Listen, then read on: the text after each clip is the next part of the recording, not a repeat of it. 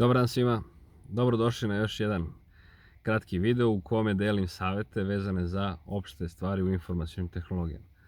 Danas ću posebno se obratiti našim starijim sugrađanima, onima koji smeju da izlaze tokom ovog vanrednog stanja, a koji po svojoj prirodi ili naučenim aktivnostima beže od bankomata.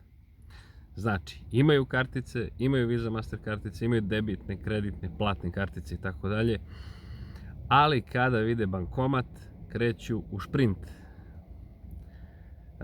Posebno se njima moram obratiti zato što je to, onako, krajnje rečeno sa stanovišta struke, smešno. Zašto? Zato što su bankomati među najsigurnijim uređajima na svetu. Bankomat vas neće prevariti. Bankomat vam neće pojesti karticu. On ne jede, on ne guta kartice. On nema grlo, nema grkljan, kako će da proguta nešto.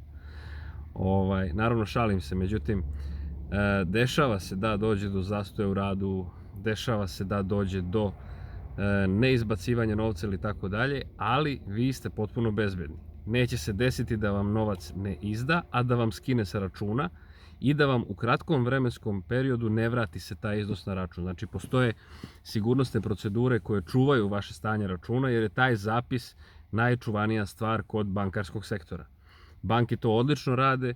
Sa stanovišta moje saradnje sa bankama, koje je preko 10 godina aktivnog iskustva na živim projektima, nema nikakvih problema i nikada nije bilo da nije razrešena situacija, bar da sam ja čuo, a čuo sam mnogo toga u radu sa klijentima. Znači, ne postoji šansa da vi vaš novac ne dobijete, tako da preporuka je koristite bankomate.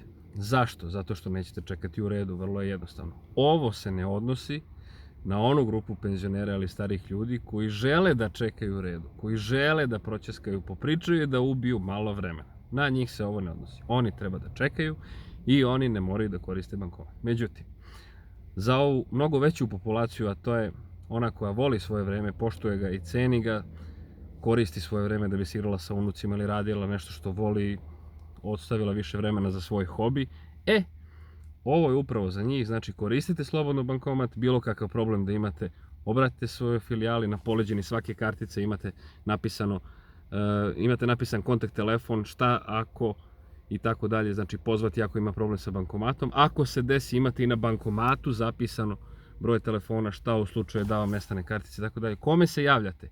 Ne toj banci čiji je bankomat, osim ako to zaista nije banka koja vam izdala karticu. Znači, ako idete na bankomate svoje banke, odnosno banke u kojoj imate tekući račun i čija je kartica, onda da.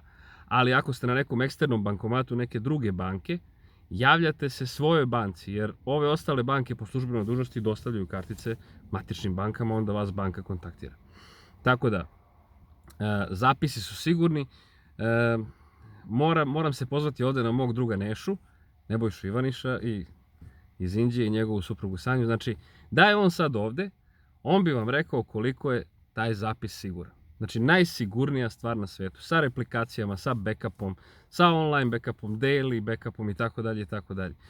Znači, on je jedan od malobrojnih ljudi koji je vrhunski u oblasti baza i čije mišljenje zaista cenim, koga ja jako poštujem.